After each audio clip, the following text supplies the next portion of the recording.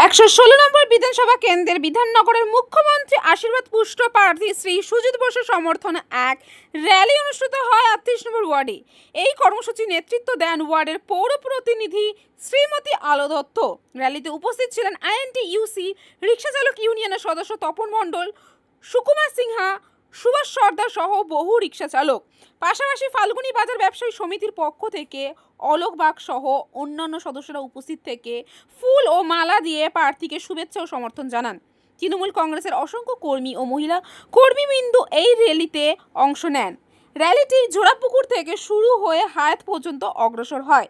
পথ জুড়ে সাধারণ মানুষের স্বতঃস্ফূর্ত উপস্থিত লক্ষ্য করা যায়। অনেকে ফুল মালা দিয়ে প্রার্থীকে আশীর্বাদ করেন। র্যালিতে কর্মী সমর্থকদের মুখে শোনা যায় নানা স্লোগান, দিদি তুমি এগিয়ে চলো, আমরা তোমার সাথে আছি এবং যতই করো হামলা আবার জিতবে বাংলা। র্যালি চলাকালীন প্রার্থী বিভিন্ন মন্দিরে গিয়ে পুজো দেন। পরবর্তী তিনি মঞ্চে উঠে বক্তব্য রাখেন এবং আবার র্যালি এগিয়ে নিয়ে যান হায়াত পর্যন্ত।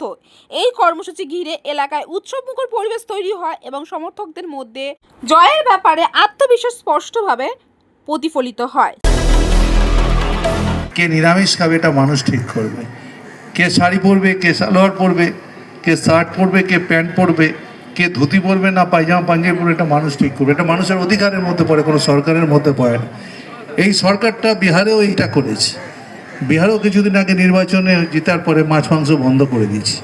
তাই আমি বলি, বাংলা বিরোধী সরকার, শুধু বাংলা বিরোধী না, জমিদার লাট সাহেবরা মাঝে মাঝে হেলিকপ্টার করে আসছে, দেখবেন ঘুরছে, মাথার ওপর হেলিকপ্টার করছে, লাট সাহেবরা আসছে, এসে বলে যাচ্ছে বাংলা দখল করবে। বাংলা দখল করা অত সহজ না। বাংলার নেত্রী মমতা বন্দ্যোপাধ্যায়, যিনি সুপ্রিম কোর্টে দাঁড়িয়ে মানুষের কথা বলেছেন মানুষের অধিকার দিতে হবে স্যার। তাই আমি বলি, আজকে মমতা ব্যানার্জি সুপ্রিম কোর্টে লড়েছিল বলে মানুষ অনেক অধিকার পেয়ে গেছে। এই অধিকারটা মানুষের ন্যায্য।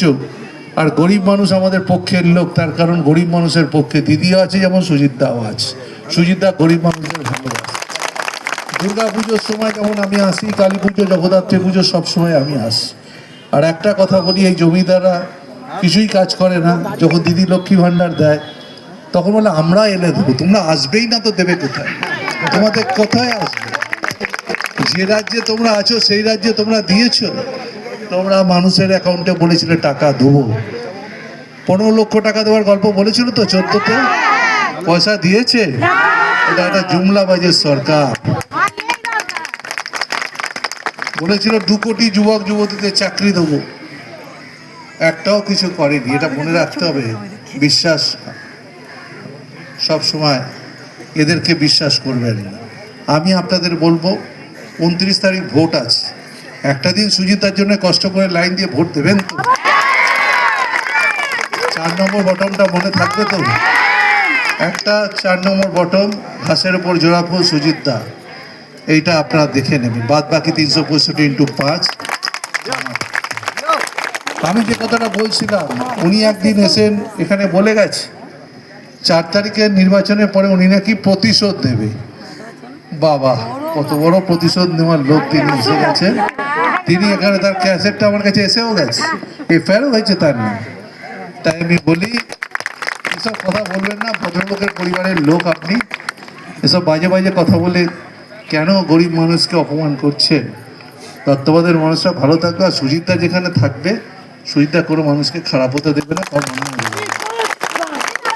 তাই আমি বলি, এই ভদ্রলোক প্রথম নেমেছেন, থই পাচ্ছে না, লোকও পাচ্ছে না, থইও পাচ্ছে না। চিনতে হবে তো, এলাকাটাকে চিনতে হবে তো। এটা বিরাট বড় এলাকা। কুলিপাড়া, খাসমহল থেকে 6 নম্বর থেকে শুরু হয়েছে, ওইদিকে পিরাতপল্লী থেকে শুরু হয়েছে। পিরাতপল্লীর পরে কোন পাড়া উনি বলতে পারবেন না। কোথায় বাসন্তী কলোনি, কোথায় নাওভাঙা, কিচ্ছু জানে না। আর তত্ত্বাবধানে এলে তো এই জায়গাটা তো ভুলেই যাবে, রাস্তা চিনতে পারবেন।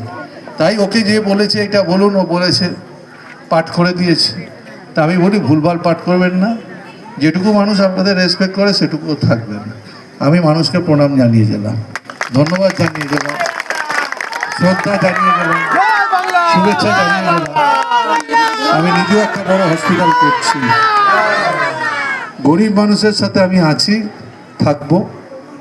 আর মানুষের কাজ আমি করব। সল্টলেক থেকে ক্যামেরা অশোক পাইকের সাথে আমি রিঙ্কি, নিউজ কলকাতা 24।